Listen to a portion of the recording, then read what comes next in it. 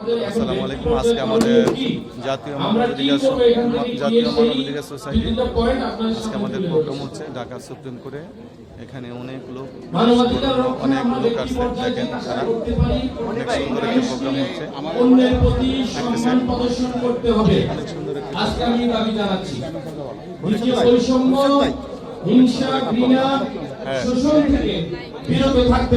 অনেক সুন্দর একটি প্রোগ্রাম হচ্ছে। দেখছেন জাতীয় মানবাধিকার সংস্থার প্রোগ্রাম।